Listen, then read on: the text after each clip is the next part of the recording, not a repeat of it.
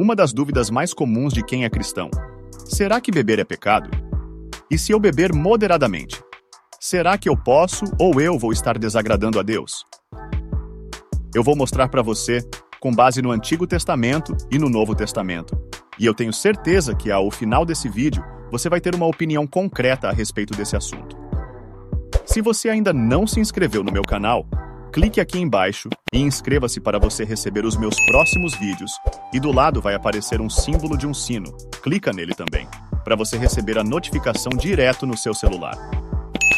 Em Efésios capítulo 5, diz que nós não devemos nos embriagar, mas isso quer dizer que então eu posso beber moderadamente? Esta passagem está em Efésios capítulo 5, versículo 18. Não se embriaguem com vinho, que leva à libertinagem, mas deixem-se encher pelo Espírito. Quero deixar algo bem claro para você. Na Bíblia não existe nenhum versículo que proíba o consumo de bebida alcoólica. O que a Bíblia faz é nos alertar contra a embriaguez. E esse versículo diz que não devemos nos embriagar com vinho, pois ele nos leva à libertinagem.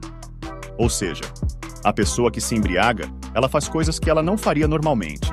Ela abusa da liberdade que Deus deu para ela. E nós devemos tomar muito cuidado. E a Bíblia nos ensina a sermos vigilantes para não cairmos em tentação. A bebida, ela pode ser a porta de entrada para vários outros pecados, então tome muito cuidado. Eu vou ler para você 3 versículos do Antigo Testamento, e depois eu vou ler uma passagem do Novo Testamento, para você entender claramente que a embriaguez é condenada e proibida por Deus. A primeira delas está em Provérbios capítulo 20 e versículo 1. O vinho é escarnecedor, a bebida forte alvoroçadora, e todo aquele que nele errar nunca será sábio. Aqui está dizendo que nós não devemos nos deixar dominar pela bebida. Não está dizendo que é pecado beber, está dizendo que é muito perigoso. A Bíblia está dizendo que o vinho é zombador e a bebida fermentada provoca brigas. Você já deve ter ouvido histórias de pessoas que beberam demais e deram trabalho, pessoas que caíram pela rua, que fizeram um escândalo. Nós devemos entender uma coisa: a bebida é perigosa. Não está dizendo nesse versículo que é pecado, mas foi dizendo que é perigosa e não devemos nos deixar dominar por elas. Eu vou ler o próximo capítulo que diz assim, no Provérbio 21. Quem se entrega aos prazeres passará necessidade. Quem se apega ao vinho e ao azeite jamais será rico. Aqui nós vemos que o alerta é para quem ama demais a bebida. Não está dizendo que é pecado, mas está dizendo que é perigoso você amar a bebida, porque você pode passar muitas necessidades. E aqui está dizendo que quem se apega ao vinho e o azeite jamais será rico. É interessante observarmos que o vinho e o azeite estão no mesmo patamar, ou seja, está dizendo se você amar os prazeres acima de tudo, a tua vida para o buraco. Porque o azeite está relacionado à comida e o vinho à bebida, ou seja, os prazeres dessa terra podem nos levar para uma vida arruinada. Eu vou ler mais um versículo que está em Provérbios 23. Não ande com os que se encharcam de vinho, nem com os que se empanturram de carne. Pois os bêbados e os glutões se empobrecerão, e a sonolência os vestirá de trapos. Então perceba que o alerta novamente é para quem bebe demais, para quem come demais. Isso é pecado, embriaguez e a gula. Algumas passagens do Velho Testamento ainda mostram que o vinho, ele traz também a alegria. Eu não sei se você sabe, mas o vinho na Bíblia, ele representa a alegria. E eu vou ler para você a passagem em Eclesiastes 9. Portanto, vá, coma com prazer a sua comida e beba o seu vinho de coração alegre, pois Deus já se agradou do que você faz.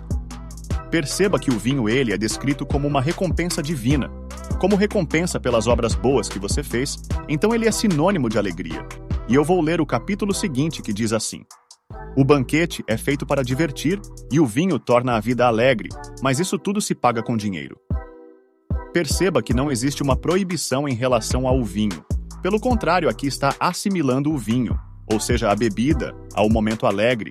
E talvez você esteja se perguntando, mas no Novo Testamento, Jesus transformou água em vinho e depois da Santa Ceia, ele provavelmente bebeu vinho. Em Mateus capítulo 26. Enquanto comiam, Jesus tomou o pão, deu graças, partiu-o e o deu aos seus discípulos, dizendo: tomem e comam, isto é o meu corpo. Em seguida, tomou o cálice, deu graças e o ofereceu aos discípulos, dizendo: bebam dele todos vocês. Isto é o meu sangue da aliança, que é derramado em favor de muitos, para perdão de pecados. Eu digo que, de agora em diante, não beberei deste fruto da videira até aquele dia em que beberei o vinho novo com vocês no reino de meu Pai. Perceba que Jesus disse que ele não beberia mais do fruto da videira, ou seja, ele não beberia mais vinho.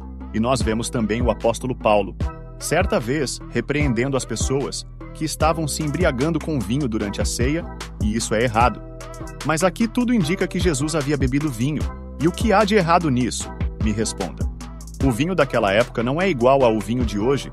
O vinho daquela época não tinha tanto fermento. E é normal que as pessoas bebessem vinho naquela época, porque a água de antes não tinha o tratamento que nós temos hoje, o saneamento básico não existia.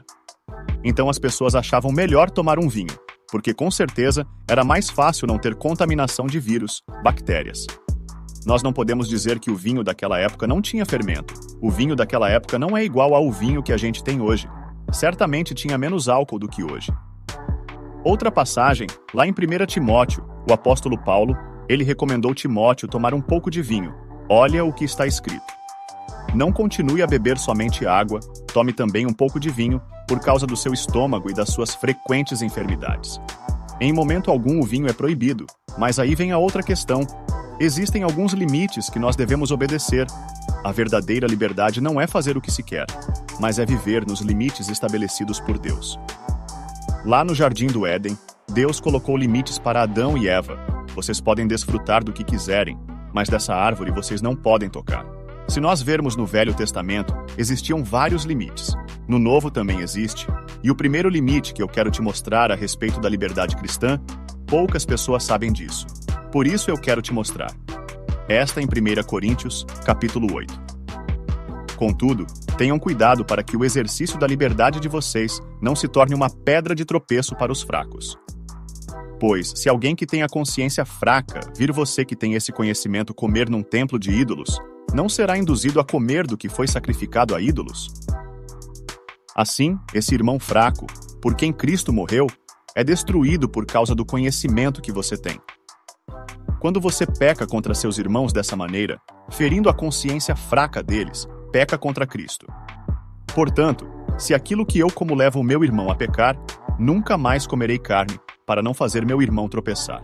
Perceba que existe sim uma liberdade que todo o cristão tem, mas você deve tomar cuidado para que isso não se torne uma pedra de tropeço para quem é fraco. Porque você talvez já chegou à conclusão: eu posso beber sim um pouco de vinho, eu só não vou me embriagar. Eu vou tomar só um pouco de cerveja. Mas se você tomar perto de outra pessoa que é fraca na fé, essa pessoa pode pensar: fulano está bebendo, então quer dizer que eu também posso. Só que você tem o controle, e a outra pessoa não tem, ou seja, você está pecando. Você está fazendo aquela pessoa se desviar. Aquela pessoa perdeu o equilíbrio. E a Bíblia diz que Deus nos deu um espírito de moderação. Deus nos deu um equilíbrio, mas a outra pessoa talvez não tenha. E da mesma forma com os ímpios, se você beber num barzinho, por exemplo, no restaurante, e alguém souber que você é crente, e a pessoa vê você bebendo, você errou porque aquela pessoa vai pensar: nossa, fulano bebendo, mas ele é crente. Isso porque no nosso país a cultura é de que as pessoas que bebem são pessoas do mundo, e as pessoas que são cristãs, que seguem a palavra de Deus, elas não bebem. Então você está errando. Se você beber publicamente, isso vai prejudicar até mesmo a conversão de muitas pessoas. Então eu quero dizer o seguinte: a liberdade que Deus nos dá está limitada ao amor, o amor ao próximo. Você não pode querer prejudicar, seja um ímpio, seja uma pessoa que não conhece a palavra, e nem uma pessoa que é da família da fé, você não deve prejudicar ninguém. O conselho que eu te dou é: tome cuidado para você não dar um mau testemunho. Pense no que as pessoas vão dizer. Essa história de que ninguém tem nada a ver comigo, cada um cuida da sua vida, não é certo? Nós devemos usar a nossa liberdade com moderação, com sabedoria e principalmente com amor ao próximo. E a segunda coisa que você deve prestar atenção é em qual é o seu limite. E eu quero ler para você uma passagem que está em 1 Coríntios capítulo 6. Tudo me é permitido, mas nem tudo convém. Tudo me é permitido, mas eu não deixarei que nada me domine. Então tome muito cuidado para que nada te domine, porque isso é pecado. Se você foi escravizado por algo, significa que você está pecando, porque Jesus te libertou. Para a liberdade foi que Cristo nos libertou. Não devemos deixar que nada nos escravize. E, novamente, tome muito cuidado. Se você souber que às vezes um copo de cerveja, uma taça de vinho vai te levar para o pecado, vai te afastar de Deus. É melhor você fugir de todas as ocasiões que te façam pecar e cair em tentação. Preste muita atenção de como você tem lidado a sua vida espiritual. Nós não devemos nos embriagar, mas devemos nos encher do Espírito Santo. Então se embriague com as coisas de Deus. Busque cada vez mais a presença do Senhor. E você vai estar sempre sóbrio para não ser enganado pelo diabo e para não sair da presença de Deus. Espero que vocês tenham gostado. Se você gostou, compartilhe e se inscreva aqui no meu canal. Que Deus te abençoe.